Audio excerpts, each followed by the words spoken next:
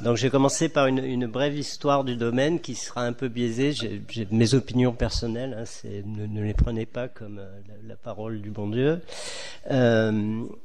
Voir un peu les enjeux qu'il y a eu, on est allé, et après je ferai un petit focus sur mon domaine de prédilection, qui est donc la vision artificielle, la reconnaissance visuelle, etc.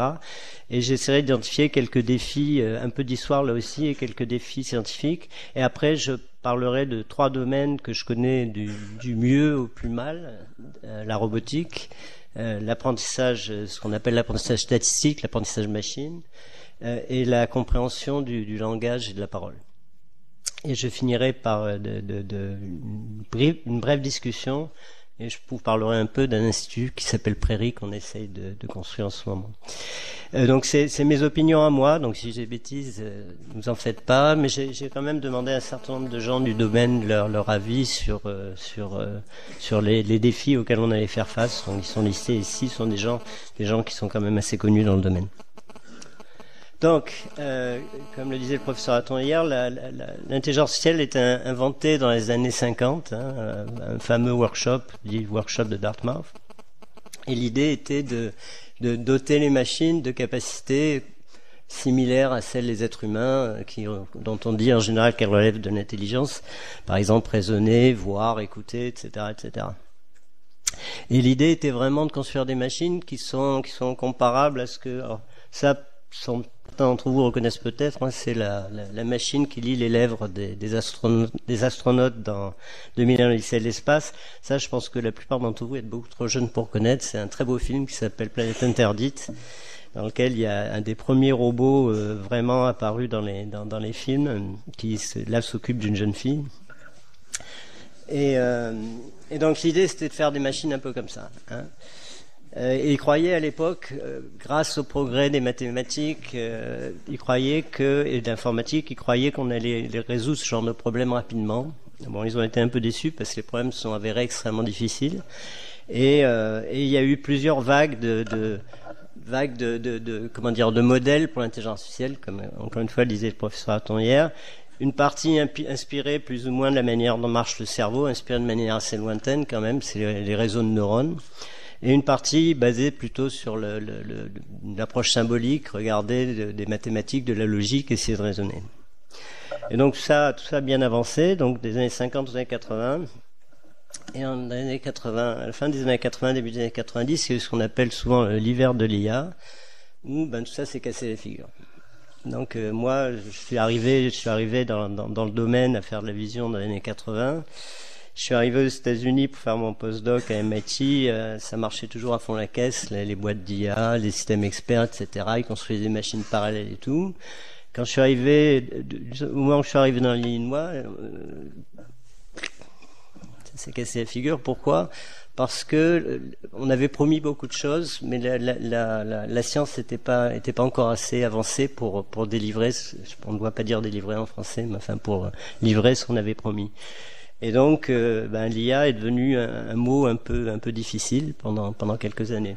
Ce qui est intéressant, c'est que donc l'IA au départ était un domaine unifié. Donc on essayait de faire la compréhension des images, la compréhension de la parole, on essayait de raisonner, on essayait de prouver des théorèmes, etc. Et c'est ce domaine qui a éclaté à la fin, au début des années 90. Mais ce qui est intéressant, c'est que les sous-domaines, eux, ont pris leur essor en même temps. Donc les progrès scientifiques ne se sont jamais arrêtés. Et en particulier, là, j'ai identifié, alors c'est un peu biaisé parce que c'est les domaines qui m'intéressent le plus personnellement, mais là, j'ai identifié en bleu les domaines qui sont responsables, je pense, en grande partie pour l'essor industriel énorme qu'on a vu dans les 10 dernières années. C'est eux qui sont vraiment la clé. Les autres continuent à progresser, bien évidemment, et sont tout aussi importants, mais les domaines clés pour les progrès qu'on a vus et surtout pour le développement industriel sont là. Et donc il y a eu cette explosion, pas cette explosion, cet essor, mais qui a été accompagné récemment d'une explosion d'applications industrielles, en particulier depuis les années 2010, je dirais. avec l'essor, on en a parlé hier, de ce qu'on appelle parfois l'apprentissage profond. Je reviendrai brièvement là-dessus tout à l'heure, qui n'est c'est une mouture du connexionnisme. C'est comment avoir des réseaux de neurones qui marchent un peu mieux que ceux qu'il y avait avant. On entend souvent, et c'est vrai, que cette révolution est due à la disponibilité de volume de données gigantesques et à la disponibilité de capacités de calcul gigantesques. C'est vrai, mais c'est pas uniquement vrai. C'est pas la seule chose plutôt. Le progrès scientifique est la clé de cette révolution. La recherche ne s'est pas arrêtée. Toutes les grosses boîtes qui font de l'IA, évidemment les géants de l'internet, etc., ont toutes des gros labos de recherche. Pourquoi? Parce que il y a encore beaucoup de progrès à faire avant d'avoir une machine intelligente. Non seulement une machine intelligente, au sens de l'intelligence artificielle forte, dont parlait le professeur Hatton hier, mais même d'avoir, par exemple, si vous voulez, imaginez que vous voulez avoir un robot qui fait comme Robbie, là, qui tient la jeune fille dans ses bras, mais c'est pas une jeune fille dans ses bras qui veut tenir, c'est une personne âgée qui veut aider. Un robot capable, imaginez un robot humanoïde capable de soulever une personne de 50 kilos, il est tout aussi capable de la casser en deux. Donc le robot humanoïde qui assiste la personne âgée n'est pas encore là, non pas parce que le robot est méchant, mais il faut construire des machines qui sont sûres. Il faut, pour pouvoir aider les gens, il faut de la puissance mécanique. Cette puissance mécanique, il faut développer des systèmes qui s'assurent qu'il n'y a pas d'accident. Donc on a encore beaucoup de progrès à faire. Donc comme je le disais, il y a une explosion d'applications industrielles. J'en ai cité quelques-unes ici, qui vont des robots dans des usines jusqu'aux réseaux sociaux. Pas en France, parce qu'en Europe, il y a des protections, mais aux États-Unis, quand vous mettez une photo sur Instagram, il y a plusieurs systèmes de reconnaissance faciale qui passent dessus, pas pour des raisons maléfiques, mais pour mettre les gens en contact avec leurs copains. Donc il y a tout un tas d'applications, je vais pas les lire une à une. Et il y avait évidemment des vrais problèmes sociaux associés à ces applications. On vous raconte que l'IA c'est formidable, mais évidemment il faut voir que derrière tout ça il y a des grands groupes internationaux qui veulent vous vendre des choses. Par exemple, le patron d'NVIDIA va vous dire que l'IA va tout résoudre, mais le patron d'NVIDIA vend des GPU qui sont utilisés dans les systèmes d'IA, donc plus il vous dit que l'IA marche bien, plus il va vendre de GPU. Donc il y a du marketing là-dessus, quelles que soient les capacités qu'on a. Donc il faut être conscient de ça. Mais avec tout ce marketing et tout ce qu'on entend, évidemment, les gens s'attendent à beaucoup de choses. Donc, ils pensent que les systèmes vont marcher de manière fabuleuse, mais en même temps, ils en ont peur. Donc, les deux sont un petit peu irrationnels. On parle de l'effet sur le marché du travail. On en parlait hier. Pour moi, c'est pas complètement évident. Je pense que c'est vrai, les caissières vont sans doute disparaître des supermarchés, mais elles ont déjà en grande partie disparu, non pas à cause de l'IA, mais à cause des caisses automatiques où vous scannez vous-même vos produits. Il y a sans doute pas mal de conducteurs de camions qui vont perdre leur boulot à un moment donné parce que des flottes de camions sur l'autoroute, ça paraît assez logique. Quoique, à un moment, il faudra que le camion sorte de l'autoroute et pour le sortir de l'autoroute, il faut de l'infrastructure, c'est très très compliqué. Et à part ça, il va sûrement y avoir des pertes de boulot, mais définir ces pertes de boulot n'est pas du tout évident. Aujourd'hui, je pense pas qu'il y ait eu d'études très très sérieuses qui aient été faites là-dessus. Mais ça reste quelque chose qu'il faut garder en tête, évidemment. L'acceptabilité, c'est un problème réel. Donc les voitures autonomes vont arriver quand on ne sait pas. Donc il y a des gens qui font des expériences, il y a des villes américaines où il y a des voitures sans conducteur. Il y a quand même, je crois, quelqu'un derrière avec un joystick, au cas où. Mais il y aura des accidents, il y en a déjà eu quelques-uns. Est-ce que les gens l'accepteront? Les gens ne sont pas toujours rationnels, on ne sait pas. Je pense qu'il y a des études à faire là-dessus. Après, il y a tout un tas d'autres problèmes. Et ce qui, pour moi, remarquez, je n'ai pas listé l'éthique parce que pour moi, il y a évidemment des problèmes éthiques, mais c'est pas du tout évident que les problèmes éthiques, pour moi, qui suis naïf, se situent au niveau de la recherche ou de l'ingénierie, du génie plutôt, disons, mais ça se situe plutôt, à mon avis, au niveau des décideurs, des utilisateurs, des déployeurs, etc. Je ne suis pas totalement certain que ce soit des vrais problèmes techniques. En revanche, il y a des problèmes liés à l'éthique qui sont des problèmes importants, et ce qui est intéressant, qui sont des vrais défis scientifiques. Donc aujourd'hui, Si vous voulez encore une fois avoir le robot qui va aider une personne âgée, ou si vous voulez une voiture autonome dans la rue, ben, il faut que le système soit fiable. Or, les systèmes d'IA sont par essence incertains. Beaucoup d'entre eux sont basés sur des idées d'apprentissage statistique. Et dans l'apprentissage statistique, on peut faire des statistiques sur à quel point ça va marcher, mais on peut difficilement prédire si ça va toujours marcher. D'autre part, un principe fondamental de l'apprentissage statistique est que ce qu'on fait marchera sur des données qui ont une distribution similaire aux données d'entraînement. Quand on déploie une voiture autonome in the wild, c'est-à-dire dehors, on va se retrouver dans des conditions qu'on n'a jamais vues. Donc on n'a pour l'instant, aucune garantie que ça marchera bien. Donc il y a un vrai problème scientifique, un vrai défi qui est de comprendre la fiabilité, d'assurer la fiabilité, de certifier les systèmes d'IA, etc. Et si on ne le fait pas, on n'arrivera pas à les déployer. Il y a évidemment des problèmes de responsabilité, d'explicabilité, etc. Sans parler des problèmes de respect de la vie privée, puisque on échange des données, comment on va travailler sur ces données, comment protéger les données des gens, etc. Donc il y a tout un tas, évidemment, y compris pour les militaires, il y a des problèmes de souveraineté, comment garder la technologie pour le pays lui-même. Donc ce qui est intéressant, c'est qu'il y a tout un tas de problèmes liés à la société, dont un certain nombre d'entre eux sont liés à des vrais défis scientifiques.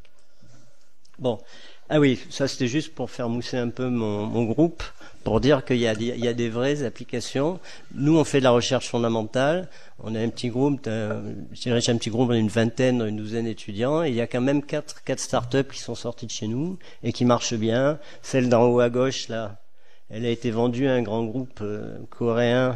Pourquoi? Parce qu'il habite en Corée, sa femme est coréenne. Après 6 mois d'existence, et je crois comprendre que l'an dernier, sa start-up a fait gagner à une grande multinationale de l'assurance, a augmenté son revenu en Corée de 60 millions d'euros cette année-là, ce qui correspondait, je crois, à peu près 12-13% de revenus, ce qui est pas négligeable. Bon, je passe sur les autres, mais c'est des boîtes qui marchent bien. C'est un sujet qui est réellement porteur aujourd'hui. Alors, je vais vous parler brièvement de vision artificielle. Donc, l'idée, c'est que vous prenez une image numérique ou une vidéo numérique, vous avez un ordinateur, et paf, l'ordinateur vous sort une description de ce qui se passe dans l'image. Alors, attention, c'est pas l'ordinateur qui fait ça, c'est évidemment les algorithmes que vous avez développés et qui tournent sur l'ordinateur en question. Donc là, par exemple, c'est pas une vraie description sortie par un programme, c'est un exemple joué pour vous montrer ce qu'il y a ici, mais ce serait une description raisonnable de la scène, de dire que c'est une scène de rue, qu'il y a un café, qu'il y a des chaises, etc. Certains d'entre vous reconnaîtraient sans doute Paris, je pense que c'est le Loire Saint-Michel, mais j'en suis pas sûr, etc. Et donc, comment faire ça dans un monde visuel pour lequel on n'a pas de vocabulaire prédéfini, on ne sait pas quelle est la représentation que les gens ont dans leur tête pour le monde visuel, etc. Donc c'est un problème qui est réellement difficile, mais c'est aussi un des vrais succès de l'IA aujourd'hui. Alors je ne vais pas vous faire une histoire toute l'histoire de la vision, mais en gros c'est un domaine qui a démarré en 63 avec la thèse de ce monsieur. Qui voulait déjà reconnaître des objets dans des images. Les objets à l'époque étaient très simples, c'était des blocs en bois. Et il faisait du raisonnement tridimensionnel là-dessus. Cette approche géométrique qui correspond un petit peu à l'approche logique, si vous voulez, ou symbolique de l'intelligence artificielle, mais dans ce cas-là, on raisonne sur la géométrie. Comment un objet va en cacher un autre, quelles sont les relations entre la position d'un objet en 3 dimensions et sa position d'une image. Donc il y a eu des tas de progrès là-dessus des années 60 à la fin des années 90. Là, vous avez Olivier Faugeras, qui est un des papes de la vision artificielle. L'école française est reconnue internationalement depuis le début des années 80. Et deux de ses élèves, Nicolas Ayache, qui est maintenant à l'Académie des sciences, Martial Hébert, qui est maintenant directeur de l'Institut de robotique Carnegie Mellon. Donc il y a eu cette approche géométrique, on essaie de réfléchir, de faire du raisonnement géométrique, qui a dominé la vision pendant longtemps. Et puis, ça n'a jamais trop bien marché. Enfin, ça marchait, on arrivait même à reconnaître des objets de forme arbitraire, mais il fallait avoir des connaissances en particulier. Il fallait être capable d'abord de détourer ces objets, ce qu'on appelle segmenter les objets, avant de les reconnaître. Et ça, en soi, c'est un problème très difficile. Donc, en parallèle à ce système cette approche de raisonnement géométrique, il y a une approche beaucoup plus empirique qui a été de dire on va simplement comparer les images les unes aux autres. Et les pionniers dans ce truc-là, ça a été Sandy Pentland et son étudiant Matthew Turk au MIT. Et en gros, ce qu'ils disent, on va prendre des vues rapprochées de visages, et ensuite on va simplement les comparer pixel par pixel pour voir qui est qui. Évidemment, c'est une méthode très très très très simple, avec beaucoup de limitations. Et là aussi, cette méthode a pris un peu le pas sur les méthodes géométriques, mais on s'est aperçu qu'elle était trop simple pour bien marcher. Et il y a eu une révolution, je pense, à la fin des années 90, avec les travaux de thèse de Cordelia Schmidt. Donc, voilà, Cordelia et son directeur de thèse Roger Mort, qui est aussi un des pionniers de la vision en France, qui était à Nancy avant. Et ils ont démontré qu'on pouvait mélanger d'une certaine manière les méthodes purement géométriques et les méthodes basées sur l'apparence globale d'une image, en faisant en gros quoi? On va regarder non plus l'apparence globale de l'image, comparer tous les pixels de l'image, mais on va regarder des petites régions dans l'image associées à certains points qu'on appelle des points d'intérêt. On va construire des descripteurs locaux de ces images autour des points d'intérêt, et le plus connu, c'est celui de David Lowe ici qui s'appelle SIFT. Et ensuite, on va mettre des petites contraintes géométriques, on va reconnaître les objets. Et en fait, ces travaux sont ce qui ont fait sortir la reconnaissance visuelle du laboratoire. Avant, ça ne marchait que dans des milieux extrêmement restreints, et là on a pu commencer à voir des choses beaucoup plus complexes. Mais là, jusque-là, ce qu'on essayait de faire, c'était reconnaître des objets particuliers. Donc je veux reconnaître ce gadget-là, ce gadget particulier. Mais on voudrait aussi pouvoir reconnaître ce qu'on appelle des classes d'objets. Donc ça, c'est 3 castors. Il y en a un, c'est même pas une photo, c'est un dessin, mais c'est quand même des castors. On arrive à les reconnaître, mais c'est beaucoup plus difficile parce qu'il y a une grande variation de forme, de couleur, de position, etc. d'une instance à l'autre. Et donc, comment on peut faire ça? Alors, en fait, c'est aussi un problème qui a été étudié dès les débuts de la vision par Tom Binford, qui est un des grands ancêtres de la vision. Et son idée de départ, c'était une approche structurelle. Une approche structurelle, un objet, par exemple, une personne peut très bien être approximée par un petit nombre de cylindres, et donc vous allez avoir cette représentation symbolique, dirais-je, et essayer de reconnaître des objets comme ça. Et en fait, il y a déjà eu des travaux de thèse illustrant cette approche avec des vrais résultats dès les années 70. Mais là aussi, il s'est avéré que c'était trop compliqué. Le sommet de cette approche, c'est la thèse de Rod Brooks, qui après est devenu célèbre pour ses travaux en robotique, et le système acronyme. Mais le mieux qu'ait jamais pu faire ce système, c'est sur une image aérienne telle que celle-ci, trouver 2 ou 3 avions, et on n'a jamais réussi à faire marcher ça sur des systèmes plus compliqués. Alors la première équation, c'est peut-être la dernière aussi, mais après tout, vous avez des élèves ingénieurs ici. Donc arrive la fin des années 90, le début des années 2000, on s'est rendu compte qu'on pouvait essayer de reconnaître des objets, des catégories d'objets, en faisant appel à des méthodes d'apprentissage statistique et ce qu'on appelle l'apprentissage supervisé. Alors comment ça marche? Vous allez demander à des gens de mettre dans des sacs des photos de castors, des photos de chaises, des photos d'arbres. Vous allez étiqueter chacun des sacs avec le label chaise, arbre ou castor. Et ensuite, c'est ce qu'on appelle, ensuite vous allez appuyer sur un bouton, l'ordinateur va réfléchir, apprendre une fonction de décision, et au moment du test, vous allez appliquer cette fonction de décision à l'image de test, ça va vous sortir castor, chaise ou arbre. Donc ça, c'est l'idée. Comment ça marche dans la vie? J'ai cassé le truc. Non. Comment ça marche dans la vie? Ça, c'est une image. Donc, on va entraîner une machine de classification. Donc, on va prendre ces images-là. Chacune a un label ZN. N, c'est l'indice de l'image. XN, c'est une des images. On va construire une représentation de cette image, phi de XN. Et ensuite, on va essayer de trouver une fonction de prédiction, F, telle que quand on l'applique à phi de XN, le résultat soit aussi proche que possible du label. Donc on va essayer de minimiser la moyenne sur toutes les données de l'écart mesuré par ce qu'on appelle une fonction de perte, L, là, de l'écart entre le label qu'on vous a donné et le résultat de la fonction de prédiction. Pour des raisons techniques, on va aussi rajouter ce qu'on appelle un terme de régularisation qui permet de contrôler le type de fonction f qu'on va obtenir. Voilà, maintenant vous connaissez l'apprentissage statistique, ça marche tout comme ça. Donc maintenant que vous avez un problème d'optimisation, on fait des maths et de l'info, on résout le problème d'optimisation, on calcule f, et maintenant au moment du test, on applique f à l'image. D'accord ? Tout ce que vous entendez marche comme ça aujourd'hui. Alors, donc au début des années 2000, c'est ce qu'ont commencé à faire les gens. Et qu'est-ce qu'ils ont fait? Bon, ils ont essayé de construire des représentations de l'image adaptée à la structure des images. Je ne vais pas rentrer dans les détails parce que ce serait trop compliqué. Et on a fait ça et on a obtenu de gros progrès et on était content. Alors ce diagramme a déjà été montré hier par le professeur Hatton, mais je vais l'interpréter de manière très légèrement différente.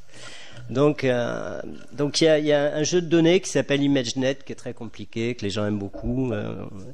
Et donc les méthodes classiques utilisant des représentations similaires à celles que je vous ai montrées dans la planche précédente, ça c'est des taux d'erreur. Donc vous voulez avoir le plus petit possible. Et donc les méthodes classiques avaient, je sais pas, un peu plus de 20% de taux d'erreur. Arrive 2012 et les travaux de Jeff Hinton, qui est un des papes de l'apprentissage et de ses étudiants à Toronto. Et avec les travaux de Jeff, on passe de cette erreur-là à celle-ci. Donc un saut tout à fait non négligeable, je sais pas, 7% ou un truc comme ça. Et là, les gens crient au miracle. Alors c'est intéressant parce que les méthodes que je vous ai montrées tout à l'heure, elles avaient fait des sauts tout à fait comparables. Mais encore une fois, il y avait un petit peu moins de marketing. Mais la chose intéressante dans le deep learning, c'est que les méthodes précédentes, vous développez une nouvelle méthode, puis un plateau. Ça continue pas à descendre. Avec le deep learning, force est de constater que l'erreur a continué à descendre. Donc dans les années 2015 par là, une des variantes de cette méthode a dépassé. Donc on fait passer les mêmes tests à des gens, ils font aussi des erreurs, ils classifient mal certaines images, et donc on a dépassé le taux d'erreur lui-même. Et là on a crié au miracle, on a une capacité surhumaine. Alors il faut prendre ça avec un gros grain de sel. Je sais pas si on dit ça en français. Pourquoi? Parce qu'il n'y a aucune raison pour laquelle les gens devraient être particulièrement bons à cette tâche. Dans ce jeu de données, il y a 500 espèces de chiens. Vous montrez 3 chiens, je serais déjà pas capable de vous dire à quelle espèce ils appartiennent. Si vous me montrez 500 espèces différentes, j'aurais aucune idée. Donc, il faut beaucoup se méfier quand on vous dit machin surhumain, parce qu'en général, sur des tâches, pas toujours, mais en général, c'est sur des tâches sur lesquelles les gens n'ont pas de raison d'être particulièrement bons. D'accord. Néanmoins, cette courbe est intéressante. Alors, la révolution, là aussi, il faut le prendre un petit peu avec précaution. Cette architecture-là, ça s'appelle un réseau convolutif. C'est une architecture qui, en fait, était proposée par Yann LeCun et ses collègues, en fait, au début des années 90. Donc c'est exactement la même, un chouïa après, je ne veux pas rentrer dans les détails, mais c'est la même. Et là, effectivement, entre les deux, quelle est la différence? C'est que là, vous avez des très gros ordinateurs et des très gros volumes de données. Sinon, vraiment, l'architecture est la même. Voilà ce que faisait le net, donc cette architecture-là, au début des années 90. Le papier n'a été publié qu'en 98, mais ça a été fait dans les années 90. Et déjà, ça, c'était très impressionnant. C'est très difficile de faire ça sur des caractères. Donc c'est une technologie qui existait déjà en grande partie, mais qui a dévoilé tout son potentiel au début des années 2010. Et encore une fois, là, c'est vrai qu'il y a un certain nombre de variantes qui ont été développées et qui marchent très bien. Alors, des exemples de défis dans ce domaine. Donc, ces méthodes sont gourmandes. Ces réseaux de neurones ont des centaines de millions, voire des milliards de paramètres. Donc, pour apprendre ces paramètres, il faut leur montrer beaucoup d'exemples. Et donc, il faut que vous engagiez tout un tas de sbires qui vont prendre des sacs et mettre des photos avec des labels. Donc, c'est coûteux et intellectuellement, c'est pas extraordinaire. Et il y a une course à la notation. Il est tout à fait légitime pour un industriel, par exemple, d'annoter des millions et des millions d'images pour une application donnée. Pour un académique, c'est légitime aussi, mais c'est fatigant, dirais-je. Et on va à des niveaux de détail qui sont assez surprenants. Donc ça, c'est un exemple d'une base de données très connue qui s'appelle MS Coco, dans lequel on a demandé à quelqu'un de détourer à la main tous les objets. Alors je sais pas combien ça vous prendrait de temps avec une souris de faire ça. Moi, ça me prendrait sans doute, je sais pas, j'aurais mal à la tête. Et ils ont fait ça pour plus de 300 000 images. Et c'est très bien, ça permet de faire des avancées, etc. Mais ça ne passe pas à l'échelle. On peut pas faire ça sur Internet. Donc il est absolument nécessaire, indispensable, de développer des méthodes qui peuvent utiliser des niveaux d'annotation beaucoup plus simples. Alors un exemple viennent chez nous, c'est utiliser les métadonnées qui viennent avec vos données. Donc si vous prenez un film, tout film a été fait avec un script. Le script est souvent disponible à la maison de production, sur Internet, etc. Donc, et le contenu du script est lié au contenu visuel. Donc ça, c'est une scène de Casablanca. Donc là, dans le script, il y a des dialogues, mais il y a aussi une description de ce qui se passe dans les scènes. Donc là, il passe à côté du piano et Ingrid Bergman regarde Sam, le joueur de piano. Et vous voyez que ce que vous lisez là, vous le voyez dans l'image. Donc le script est une annotation gratuite, si vous voulez, de la vidéo. Donc peut-on se servir de cette annotation gratuite pour comprendre ce qui se passe dans la vidéo? Alors le script, c'est un bout de papier, c'est un fichier indépendant de la vidéo, mais on a aussi les sous-titres dans la vidéo qui, eux, sont alignés avec les images de la vidéo, et on peut aligner le script et les sous-titres. Deuxième et dernière équation, je pense. Ça, c'est la même équation que je vous ai montrée tout à l'heure, exactement la même, à part qu'au lieu de donner des labels à l'entraînement, ce que vous allez faire, vous avez une fonction ici qui associe à chaque image d'une scène un mot qu'on a trouvé, ou des mots-clés, si vous voulez, qu'on a trouvé dans le script. Et donc le jeu, c'est à la fois de calculer la fonction de prédiction, comme tout à l'heure, mais aussi de calculer cet alignement. D'accord? Bon, après, je vous dis pas comment on le fait, mais donc c'est un problème d'optimisation, on réfléchit, on sait pas le résoudre, on en fait ce qu'on appelle une relaxation, puis on résout. Et après, on peut faire des choses comme ça.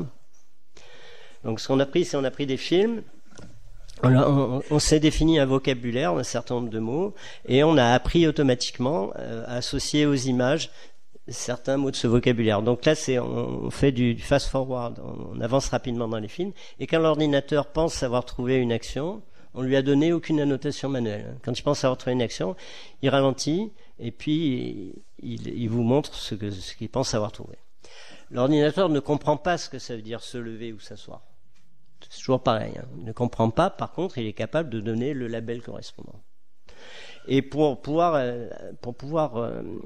évaluer ça de manière quantitative, on a aussi demandé à une personne d'annoter à la main pour pouvoir comparer la prédiction de la personne à la prédiction de l'ordinateur. Je veux juste vous montrer la scène suivante parce que je pense que c'est intéressant. Donc vous voyez la grande plage jaune là, c'est ce que la personne a étiqueté comme l'action de boire. Le petit tiret, là, c'est ce que l'ordinateur a étiqueté comme l'action de boire. Et je pense que vous serez d'accord avec moi que les deux sont raisonnables. Donc, pour l'ordinateur, pour la personne, la manière dont j'interprète, c'est que pour cette personne, boire, c'est l'action sociale. On se sert le verre, on discute. Hein. Pour l'ordinateur, l'action de boire, c'est pchit. Les deux sont tout à fait raisonnables. Et pourquoi les deux sont raisonnables et néanmoins ne sont pas d'accord? C'est parce que, encore une fois, la sémantique n'est toujours pas là.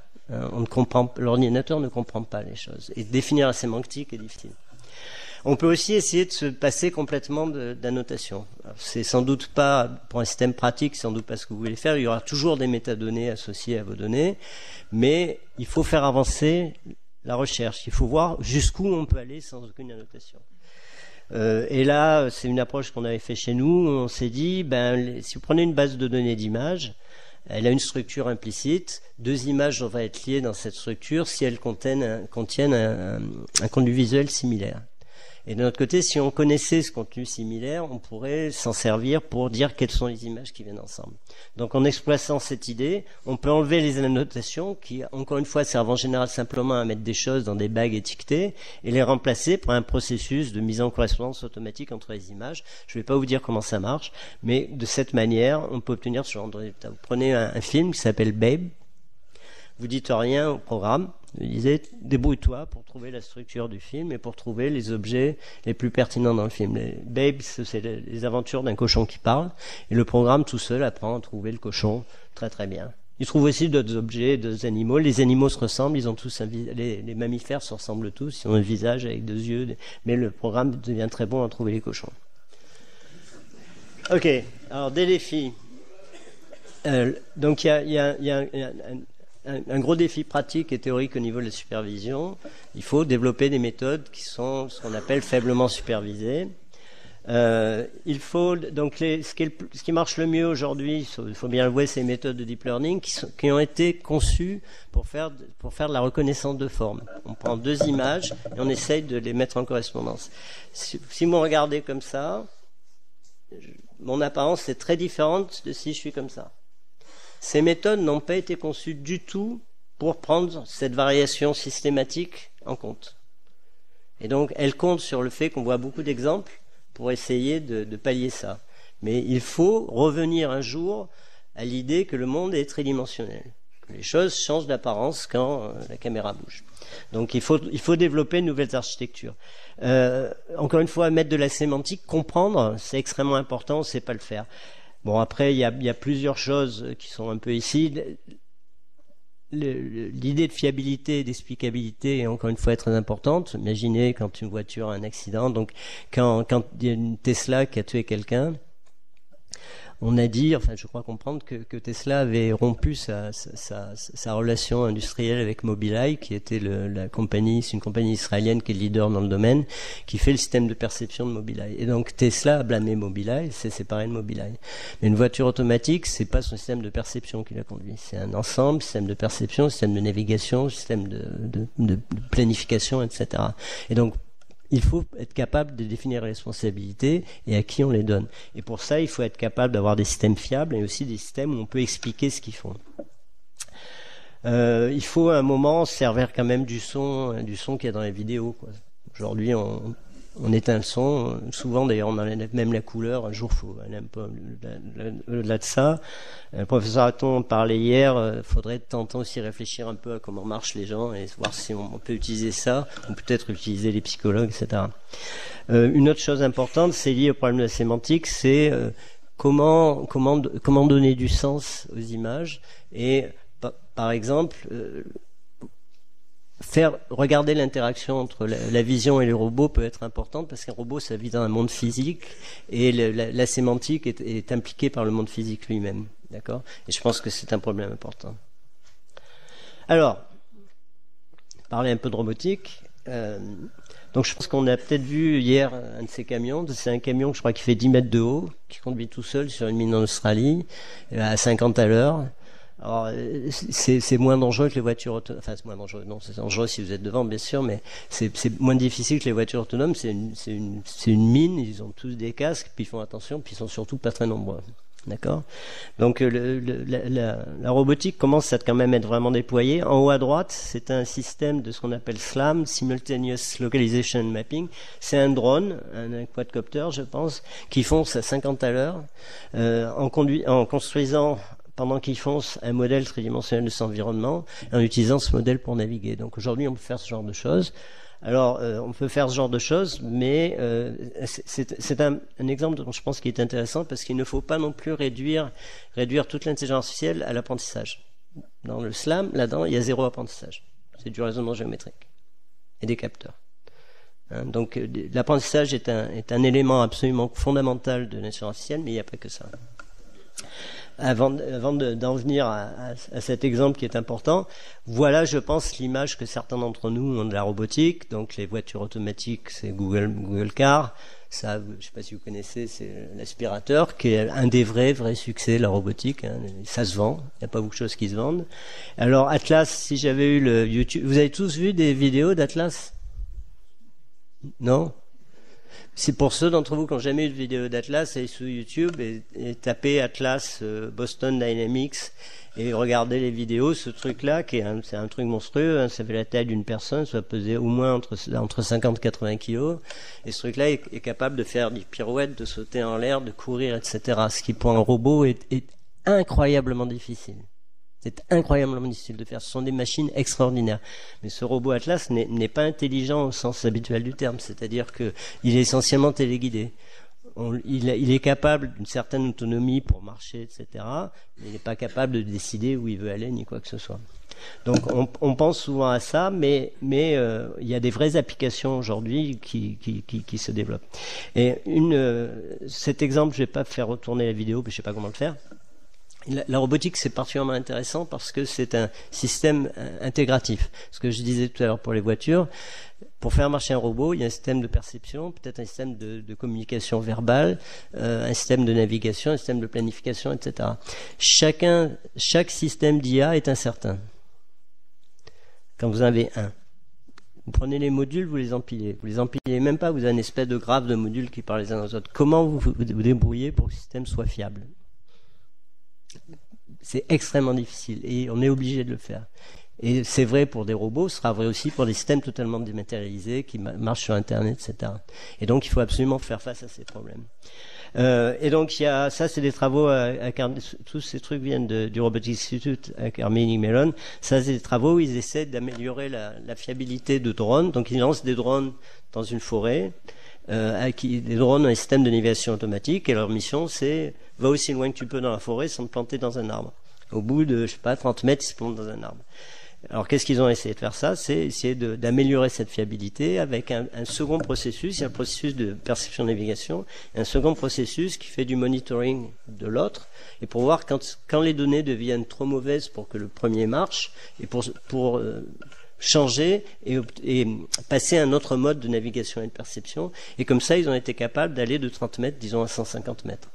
Et donc, c'est important et c'est intéressant.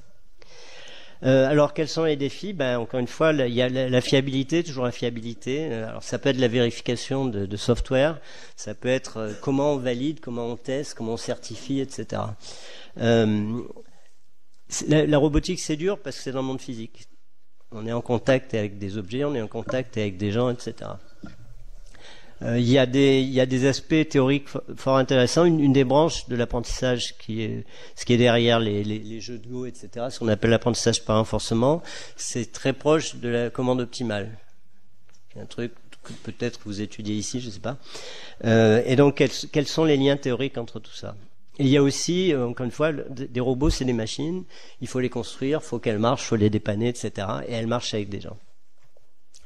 Alors, j'ai presque fini. Donc, l'apprentissage, c'est un point absolument clé. Derrière vos machines d'apprentissage profond, il y a de l'optimisation. La fonction que je montrais tout à l'heure, c'est ça qui est optimisé dans une méthode d'apprentissage profond, à part que la représentation des images des objets est apprise.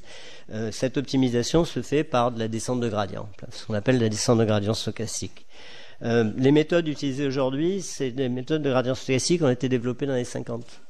Et c'est ce qui est utilisé toujours aujourd'hui.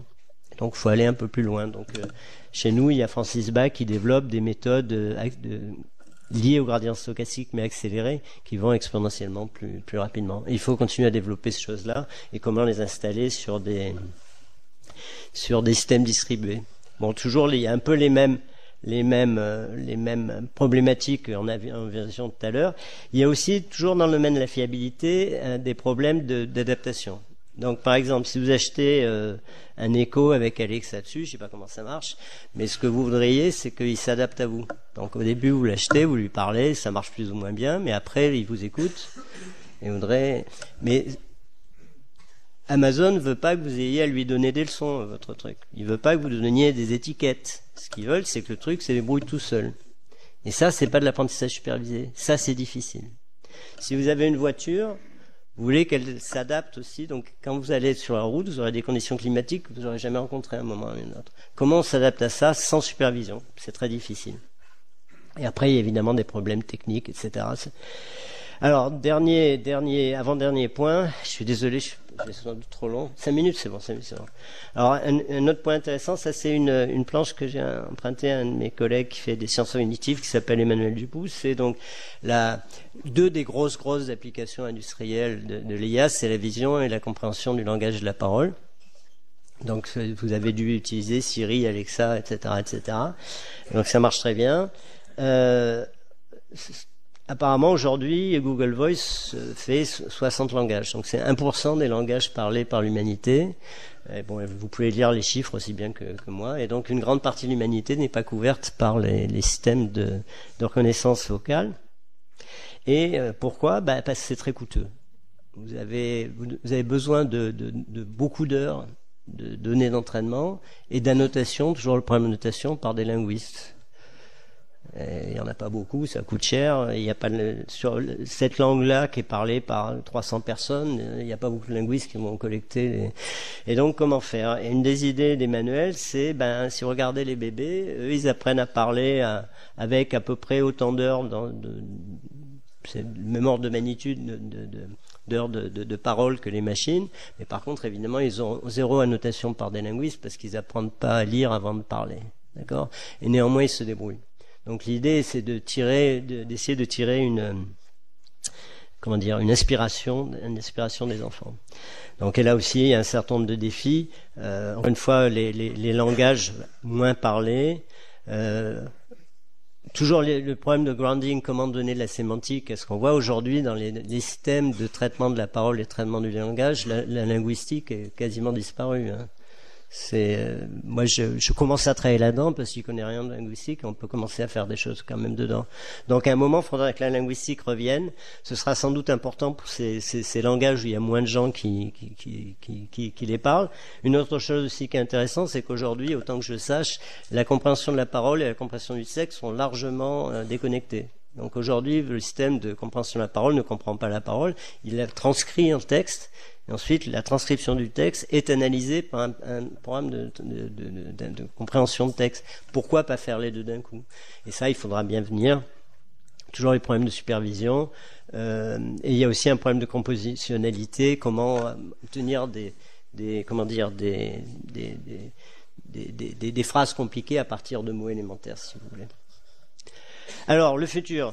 Donc aujourd'hui, ce que je vous ai dit en gros, c'est une version un peu caricaturée de la chose, mais vous avez ces 4 ou 5 domaines qui ont joué un vrai rôle clé dans l'éclosion de l'IA et son développement dans le monde. Ça va pas rester comme ça tout le temps, on va revenir un jour ou l'autre à une IA unifiée. L'IA forte, je pense que c'est pas tellement une question d'y croire ou de pas y croire. Bon, je suis pas un croyant en général, mais c'est surtout je ne vois personnellement aucun indice qui est la révolution scientifique technologique qui va amener ça.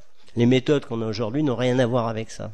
Alors il se peut que quelqu'un découvre de nouvelles méthodes, un de ces quatre, mais pour l'instant, le deep learning, c'est pas du tout fait pour essayer de faire des machines vraiment intelligentes. Néanmoins, donc en plus avec le développement et le déploiement industriel de ces choses-là, on va arriver un jour, un de ces quatre, à une réunification de l'IA avec des systèmes qui intègrent toutes ces composantes, et la planification, et le raisonnement, etc. vont jouer à nouveau un rôle extrêmement important. Par exemple, comment mélanger ces méthodes continues de réseau de neurones où on fait de l'optimisation sur des nombres avec des méthodes de raisonnement et des méthodes de logique. En attendant, je pense que la robotique est amenée à jouer un rôle extrêmement important comme espèce de preuve de concept, l'endroit où on va intégrer les choses. Et ça, je pense que c'est important. Et finalement, donc toutes ces idées nous ont amenés à concevoir un institut d'intelligence artificielle. Alors il se trouve que pendant qu'on réfléchissait à ça, le président Macron a chargé Cédric Villani de faire un rapport sur l'IA, et que ce rapport sur l'IA a suggéré qu'on développe en France 4 à 6 instituts interdisciplinaires d'intelligence artificielle. Donc nous, on en a proposé un, donc on est candidat à ce truc-là. Et l'idée, c'est de rassembler des partenaires académiques. Pour l'instant, on en a 5, le CNRS, l'INRIA, PSL, l'Université de Paris et l'Institut Pasteur, et un certain nombre de partenaires industriels qui viennent un peu de tous les horizons, ainsi que des partenaires internationaux pour faire de la recherche fondamentale en IA, pour faire avancer les connaissances, pour former des gens en IA, parce qu'il y a un besoin énorme d'ingénieurs, de chercheurs en IA. En engager des nouveaux est un vrai défi, que ce soit les académiques, que ce soit les universitaires, que ce soit les industriels. Un des plus gros défis, c'est trouver les talents. Alors, pour en trouver, il faut en former davantage. Et il faut aussi, par exemple, former des gens que vous avez déjà chez vous, et qui ont déjà une expertise dans vos métiers. Et donc, il y a un gros aspect formation là-dedans, mais aussi un aspect collaboratif avec à la fois entre des partenaires académiques, mais aussi avec des industriels. Donc voilà, on est en train de finaliser notre proposition qu'on va envoyer bientôt. Et le premier truc de formation qu'on a fait, c'était l'été dernier, une école d'été qui a réuni 200 personnes venues de 40 nationalités différentes, je pense. Et il y avait 25% de femmes, ce dont nous étions, ce qui n'est pas énorme, mais on était déjà très heureux qu'il y ait 25% de femmes. Voilà, je m'arrête, je suis désolé, j'ai sans doute été beaucoup trop long, et je serais ravi de répondre à des questions si vous en avez, s'il y a du temps. Merci beaucoup. Oui, Denis Chaput, ancien élève de cette école Promotion 75. Vous avez parlé de certification plusieurs fois. Quelles sont les voies, sachant que le BNB classique non déterministe ne s'applique plus dans les systèmes d'IA? Les voies, moi, c'est pas ma spécialité. Je pense qu'il faut y travailler. Donc, il y a certainement des gens qui travaillent à l'utilisation de méthodes de certification logicielle dans le domaine de l'IA. Et je pense que c'est important parce que les systèmes deviennent extrêmement complexes. Dans les systèmes extrêmement complexes, il y aura toujours des bugs. Et enlever ces bugs à des systèmes de certification, c'est important. Après, faut chercher. Il y a augmenter la fiabilité, il y a des gens qui travaillent déjà. Ce que j'essaie de vous montrer avec les petits robots là dans la forêt, c'est une approche entre autres. Mais sinon, il faut développer des systèmes qu'on va voir avec les statistiques. Il faut peut-être s'inspirer de ce que font les gens, je sais pas, par exemple en physique ou en astronomie, qu'on a des systèmes complexes et essayent par exemple de certifier des simulations, etc. J'ai pas la solution. Tout ce que je peux dire, c'est qu'il faut absolument le faire. Je pense, c'est une vraie priorité. Et sinon, on va avoir beaucoup de mal à déployer plutôt des voitures autonomes, voire des bateaux autonomes, etc. Je parlais à des gens d'une compagnie qui voulait automatiser des plateformes pétrolières. Pour ça, je pense que vous avez intérêt à certifier les systèmes. Comment, je ne sais pas. Bonjour professeur, elle est aussi sur Batelli. Ce que l'on donne à un algorithme pour le nourrir, c'est quand même l'humain qui le donne à la base. Donc on peut imaginer qu'on lui transmette tout un panel de biais, finalement, qu'on biaise son interprétation. Et ça pose de problème. Est-ce qu'on peut considérer finalement une intelligence artificielle comme une personne morale au sens juridique du terme? Alors, donc, les problèmes de biais sont des problèmes très importants et ce qu'il faut absolument comprendre, c'est que donc les données que vous donnez à un algorithme d'apprentissage sont toujours biaisées d'une manière ou d'une autre. L'algorithme d'apprentissage, la manière dont ça marche, en tout cas aujourd'hui, reproduira ces biais. Le principe de l'apprentissage statistique, c'est la partie statistique de l'apprentissage.